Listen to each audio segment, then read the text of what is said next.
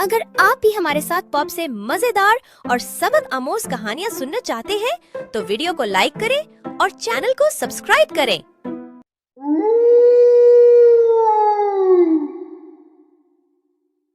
پیارے دوستو، آج میں تمہیں ایک ایسی کہانی سناتا ہوں جو تم نے پہلے کبھی نہیں سنی ہوگی۔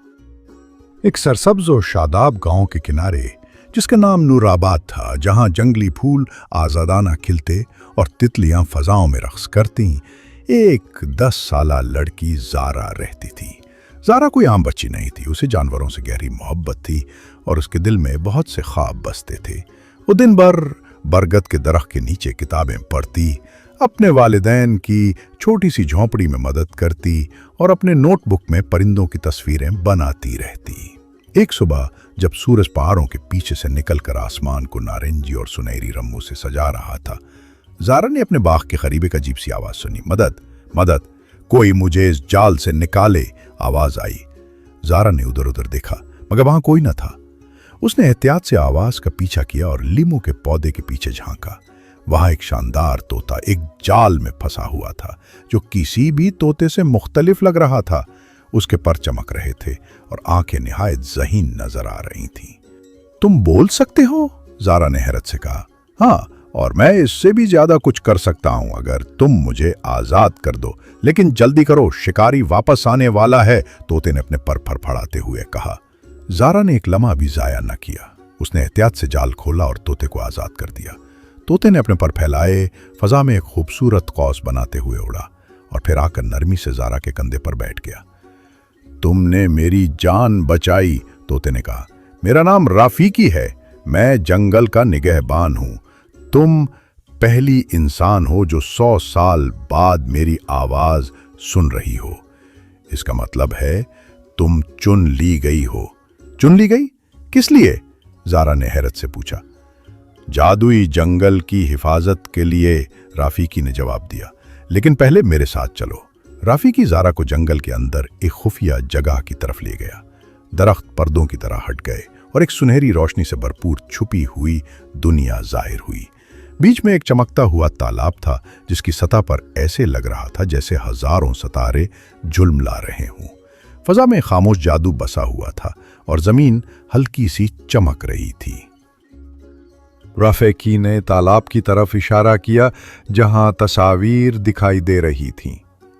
جانور جالوں میں پھنسے ہوئے، جنگلات کو آگ لگائی جا رہی تھی اور دریا گندگی سے بھرے ہوئے تھے۔ یہ میری دنیا کے ساتھ ہو رہا ہے، رافیقی نے دکھ سے کہا۔ جنگل خطرے میں ہے، لیکن تم اپنے نیک دل کے ساتھ مدد کر سکتی ہو۔ زارا تالاب کے کنارے جھکی، اس کا دل زور زور سے دھڑکنے لگا۔ اس نے نرمی سے اپنا ہاتھ پانی میں ڈالا اور ایک گرم سی لہر اس کی انگلیوں سے پھیل گئی۔ فوراً ہی مناظر اس کی آنکھوں کے سامنے چمکنے لگے۔ وہ زمین میں پودے لگا رہی تھی، پرندوں کو پنجرے سے آزاد کر رہی تھی اور بچے درختوں کے سائے میں بیٹھ کر فطرت کی تعلیم حاصل کر رہے تھے۔ تم ہو زمین کی سرگوشی سننے والی، رافیقی نے اعلان کیا۔ تم جنگل اور گاؤں کو ایک کرو گی۔ اگلے چند دنوں میں رافیقی نے زارا کو جانوروں کی زبان سمجھنا، موسم کی نشانیاں پڑھنا اور قدیم دانشمندی سے جنگل کی حفاظت کرنا سکھایا۔ ایک شام جب زارا اپنے والد کے ساتھ سبزیاں بازار لے جا رہی تھی، اس نے کچھ آدمیوں کو جنگل کاٹ کر فیکٹری بنانے کی بات کرتے سنا۔ وہ فوراً رافیقی کے پاس پہنچی۔ ہمیں انہیں روکنا ہوگا۔ انہوں نے جانوروں کو جمع کیا، ہاتھیوں کو راستہ روکنے کے لیے، بندروں کو خبردار کرنے کے لیے اور پرندوں کو بزرگوں تک پیغام پہنچانے کے لیے۔ زارا نے گاؤں کی کونسل میں نہایت دانائی سے بات کی۔ جنگل صرف درخت نہیں ہے، یہ ہماری سانس، ہماری ڈھال، ہماری کہانی ہے۔ اگر ہم اسے تباہ کریں گے تو خود کو تباہ کریں گے۔ لوگوں پر زارا کی باتوں کا اثر ہوا۔ انہوں نے جنگل کی حفاظت کا فیصلہ کیا اور ماحول دوست راستے، باغات اور سکول بنانے پر رضامندی ظاہر کی۔ سال گزر گئے۔ زارا بڑی ہو کر ایک جنگلی حیات کی ماہر بن گئی۔ नूर आबाद फितरत और तरक्की के तवाजुन की मिसाल बन गया। बच्चे दरख्तों के साए में पढ़ते और राफीकी की नस्लें आजादाना आसमान में उड़ती रहीं।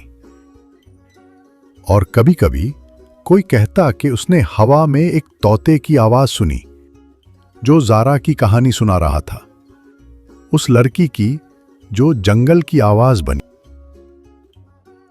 एक नेकी का अमल जादुई दरवाजे खोल सकता है।